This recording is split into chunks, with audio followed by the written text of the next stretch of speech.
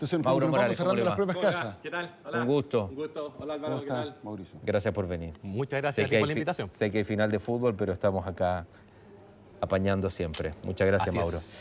es. Acuerdo por Chile hoy. Acuerdo por Chile. Tu primer balance para que vayamos conversando con Álvaro Sí. respecto a la Constitución.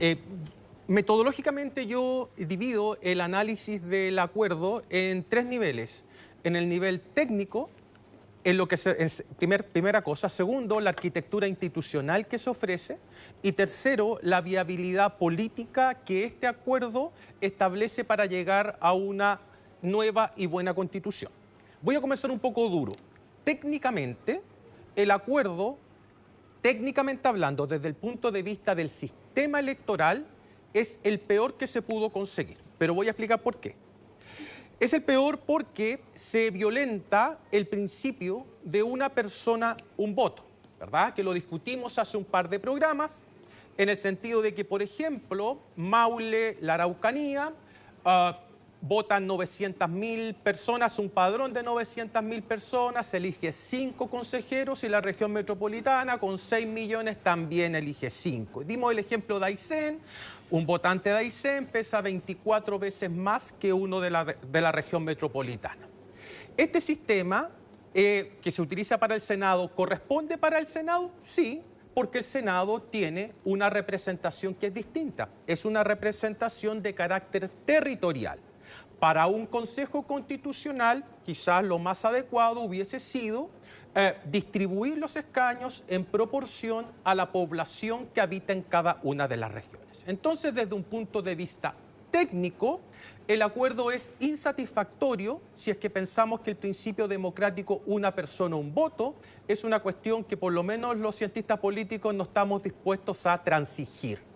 Sin embargo, muchas veces la política o la arquitectura institucional manda en función de las características técnicas del acuerdo. Y a eso quería llegar. En la práctica estoy dispuesto a tragarme el sapo y decir, bueno, vamos a aceptar este acuerdo técnicamente porque, y esta es la segunda dimensión, en cuanto a la arquitectura institucional, el acuerdo me parece extraordinario. O sea, tal como dije que era insatisfactorio desde el punto de vista técnico, desde la perspectiva de la arquitectura institucional, es un acuerdo extraordinario. ¿Por qué? Porque conforma una especie de sistema político en miniatura, en que tenemos un Consejo Constitucional, hay una comisión experta, hay un comité de admisibilidad, tenemos 12 bases institucionales previamente definidas en el acuerdo, en las que yo estoy, las que suscribo total y absolutamente. Por lo tanto, es un proceso que desde la arquitectura me da garantías de éxito. Y fíjate lo que estoy diciendo, me da garantías de éxito. Es un acuerdo infinitamente mejor en comparación con el anterior, en circunstancias de que el anterior respetaba más el principio de una persona, un voto, pero por eso decía, muchas veces la técnica, el purismo, el preciosismo técnico, está por debajo de una cuestión tan crítica como es la arquitectura para construir una nueva constitución. Desde esa lógica el acuerdo es perfecto. Y por último, en la dimensión de viabilidad política, también tengo una opinión sumamente favorable. Yo creo que este es un acuerdo muy bueno, es un acuerdo muy bueno en comparación con el anterior y va a traer mejores resultados que el anterior. Mi único punto, porque me duele, no puedo dejar de decirlo, ¿me entiendes? O sea, yo tengo una muy buena evaluación del acuerdo, pero no puedo esconder el dolor académico que me produce que se utilice un sistema electoral como el que se utiliza para el Senado, sin perjuicio de que para el Senado funcione. Quiero que se entienda bien esa parte. Es casi una cuestión personal. Pero si yo te digo, no, está todo perfecto, creo que estaría traicionando los principios que uno enseña en una sala de clases. Pero también entiendo perfectamente que acá hubo un proceso de negociación y no me queda más que felicitar a las fuerzas políticas que participaron de este acuerdo. Rayando para la suma, insisto, es un acuerdo que nos entrega garantías, es un acuerdo que nos entrega también seguridad, no vamos a tener un consejo o una convención total y absolutamente autónoma e independiente, vamos a tener resguardo institucional con esta comisión experta, con el comité de admisibilidad, con los 12 principios constitucionales. Y fíjate que he escuchado una crítica, Álvaro, Rodrigo... Y traspásaselo a Álvaro sí, de inmediato para que tenga la respuesta. Pero extremadamente injusta, que es la siguiente. Se le critica a este acuerdo la participación o la incidencia excesiva del Congreso Nacional de la República. Ese discurso es un discurso que daña profundamente la democracia representativa. Si estamos criticando al Congreso porque incida en una cuestión tan relevante como esta, créeme que estamos avanzando en la dirección equivocada y ese es el germen del populismo. Hoy día he leído no sé cuántas columnas, Álvaro, que dicen, oye, pero ¿cómo el Congreso va a tener tanta incidencia? Bueno, y si no es el Congreso, ¿quién? Uno puede tener crítica de los congresistas, ¿verdad? Puede ser crítico de eso.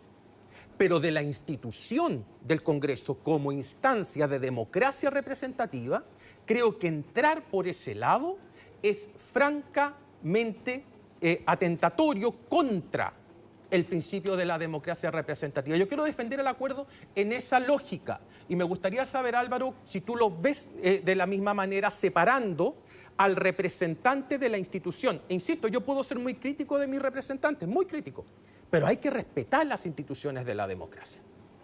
Álvaro, por favor. Mira, yo suscribo el análisis que hace Mauricio, incluso comparto sus críticas. El rol que nos correspondió con el presidente de la Cámara, fue facilitar el diálogo, pero el contenido del acuerdo lo establecieron las fuerzas políticas. No es algo que haya impuesto el presidente de la Cámara y yo. Y obviamente nosotros tenemos diferencias con aspectos específicos, pero valoramos el acuerdo en primer lugar porque habilita la continuación del proceso constituyente. Es decir, sin este acuerdo no sería posible avanzar hacia una nueva constitución nacida en democracia. Y yo he señalado varias veces que el mayor factor de inestabilidad es no hacer nada. Porque no olvidemos que por efecto del plebiscito, jurídicamente, no políticamente, jurídicamente, se mantenía vigente la Constitución actual como si nada, aunque política y socialmente esta está derogada desde hace bastante tiempo por la crítica que la ciudadanía transversalmente tiene al texto constitucional.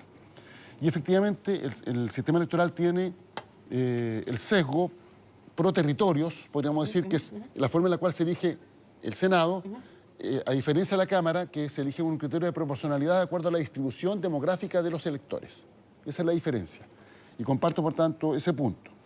Ahora, yo no recuerdo que haya habido un acuerdo con este nivel de amplitud en las últimas décadas. ¿De apoyo? Es decir, que firme desde la UDI al Partido Comunista. No recuerdo, no hay un acuerdo, un documento suscrito en común desde la UDI al Partido Comunista con todos los partidos que están en ese arco. Y por tanto tiene un nivel de amplitud que es histórico. Y por cierto, respecto de la crítica al Congreso Nacional, a uno no le pueden gustar los parlamentarios, pero no hay que olvidar que los parlamentarios los eligió el pueblo. Claro. Así es. Entonces es un principio democrático básico. Uno podrá tener una visión crítica respecto al trabajo del Congreso. Yo muchas veces la tengo, muy autocrítica, y he sido explícito en eso. A propósito de la dinámica que se genera, por ejemplo, se ha generado en la Cámara de Diputados para discutir el presupuesto. Hay muchos ejemplos. Pero es la gente la que elige a quienes hoy día conformamos ambas cámaras del Congreso Nacional. Entonces hay un principio democrático que hay que respetar. Y por tanto se trata de una institución que que se conforma, a través de lo que los chilenos y chilenas votan en la urna. Y eso no hay que olvidarlo. Sí, ¿sabes qué? Solamente como añadido a lo que, disculpa que me meta, Por favor. Rodrigo, a lo que dice Álvaro. Acá hay un debate que se ha instalado de manera profundamente equivocada, que es colocar en tensión la democracia representativa con la democracia participativa, haciendo ver que lo que gano en una lo pierdo en la otra. Eso es absolutamente incorrecto. Ambas van perfectamente de la mano. Las democracias sanas, las democracias consolidadas, precisamente combinan de manera muy virtuosa la democracia representativa con la democracia participativa. Entonces, cuando a mí me dicen, no, es que este acuerdo está muy anclado al Congreso y deja la participación ciudadana fuera, eso es absolutamente falso. Vamos a elegir a los consejeros. El Congreso, como dice Alba, que nosotros votamos por esos legisladores, van a escoger a la comisión experta. O sea, si es que el Congreso no puede tomar una decisión así, Rodrigo, entonces ¿para qué está? O sea, nosotros, la democracia, en un sistema como el nuestro, descansa en el presidente de la República y en el Congreso Nacional como dos instituciones electas que tienen una doble legitimidad, que es la misma en el fondo porque nosotros los votamos, ¿sí? Para que quede claro ese punto. Y lo otro, Álvaro, que te quería consultar, ¿cómo ves tú la votación de esto en el Congreso? Porque hay algunas señales que me están causando cierto temor. por parte de algunos partidos que dicen, oye, esto no está escrito en piedra, probablemente le ingresemos modificaciones y si hay indicaciones esto se podría retrasar y no cumplirse así con el calendario que establece el mismo documento. Yo no sé si tienes algún mensaje un poco más de tranquilidad respecto a eso para ver si es que vamos a seguir la secuencia, porque es una secuencia exigente desde el punto de vista de los plazos. Bueno, yo creo que no va a haber mayor problema en que se apruebe el acuerdo en ambas cámaras del Congreso Nacional. Sí creo que en el Senado probablemente la tramitación va a ser más expedita. Puede que haya mayor ruido en la Cámara de Diputados, pero no olvidemos que hay una reforma muy importante que se aprobó hace poco, que es la que reduce el quórum para reformar la Constitución, que lo redujo de 2/3 en este caso, porque el capítulo de reforma en la Constitución, a 4/7. Eso se traduce que se bajó de, no sé, 103 diputados a 89, y en el Senado de 33 a 29 senadores y senadoras. Entonces, alcanzar esos quórum es posible, pero el óptimo sería que todos los que suscribieron el acuerdo lo cumplan, porque en política, al igual que en la vida, la palabra empeñada es sagrada, y si alguien decide firmar un acuerdo, tiene que cumplirlo. Forma parte de las reglas del juego cuando se establece un diálogo precisamente para generar entendimiento. Es lo que corresponde. Así, yo en la vida cada vez que firmo un papel entiendo que tengo que cumplirlo. A veces, es más, basta la mano, estrechar la mano para adquirir un compromiso, para que uno entienda que tiene una obligación. No tiene que venir, por decirlo de alguna manera, un fiscal, un policía o quien sea a exigirle que uno cumpla. Uno debe cumplir, o un juez. Entonces, en ese sentido, creo que se va a aprobar, pero probablemente va a ser más expedito en el Senado y más ruidoso en la Cámara. Claro. Ajá. Oye, déjame dale. solo traspasarle una pregunta, una idea por ustedes dos. ¿Esto se puede perfeccionar? ¿Hay espacio para eso? ¿Hay espacio para modificar, para mejorar, para entender que algunas cosas tal vez que se definieron de estos 12 puntos no están de acuerdo? ¿Se puede ir modelando el siguiente, o no? No olvidemos que aquí, cuando un acuerdo lo firma de la U y del Partido Comunista, se tienen que sentar en la mesa actores de una diversidad enorme. Entonces, claro, yo puedo tener observaciones al contenido del acuerdo y tengo diferencias específicas. Pero si yo quiero que mi observación se incorpore, alguien va a decir, bueno, yo quiero otra más, y alguien va a decir, bueno, entonces lo que yo concedí en este punto lo dejo de conceder y el acuerdo se termina cayendo. Ok. Entonces, la única manera que el acuerdo se cumpla es que se implemente en la forma en la cual fue suscrito. O sea, el ideal es que se mantenga así. Sí. Ok. Porque si no, alguien se va a restar, va a decir, no sé, sistema electoral, que es bastante controvertido. Yo comparto lo que lo planteado por Mauricio. Esa fue una exigencia que puso un sector a cambio de otro que decía 100% electo. Entonces se produjo un entendimiento sobre la base de concesiones recíprocas. Si alguien retira una concesión, entonces la otra parte dice yo también retiro la mía y se termina cayendo el acuerdo. Y si se cae el acuerdo, nos podemos continuar con el proceso constituyente, que es una demanda transversal en la ciudadanía. Ok. Sí. Mauro, por favor. Con los escaños indígenas, yo no le, bajo esta fórmula, no le llamaría escaños reservados.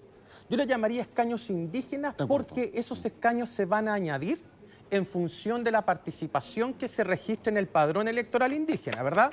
Ahora, mi pregunta, Álvaro, ahí es la siguiente, porque se va a producir un debate con esto, te lo podría casi anticipar. Vamos a tener aparentemente dos papeletas, es decir, una para candidatos de pueblos originarios y otra para los candidatos regionales. La pregunta es la siguiente.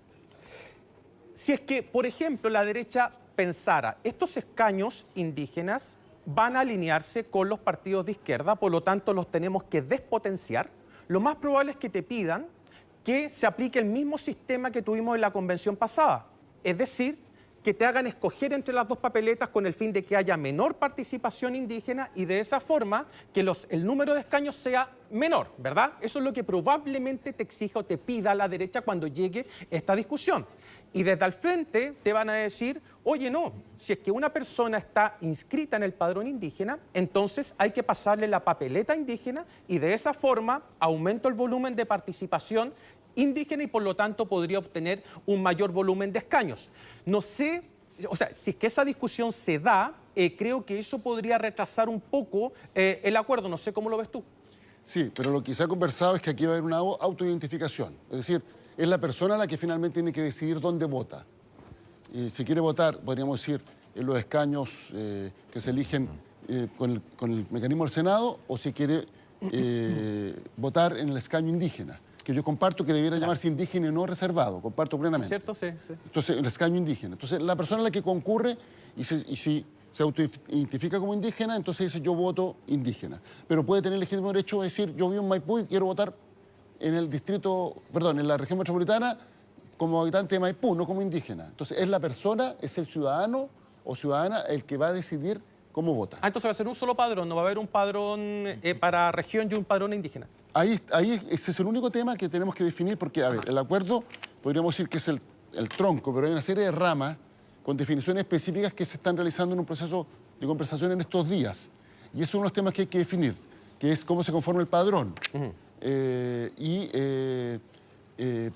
Porque el padrón de la CONADI no es suficiente para expresar, incluso proporcionalmente, las personas que de acuerdo al censo se identifican como indígenas en Chile. Hay una brecha. Es menor, porque entre un 12 y 13% de chilenas y chilenos se autoidentifican como indígenas. Cuando los van a censar, dicen que soy indígena. Y te señalan a cuál pueblo originario o pueblo indígena pertenece. Entonces, hay una brecha, porque el padrón de la CONADI es mucho más restringido. Entonces, eso es lo que estamos resolviendo ahora en un detalle como el tema de si son o no remunerados, ese tipo de cosas. Correcto. Se están definiendo ahora. Me refiero a los consejeros y a los expertos. Ajá.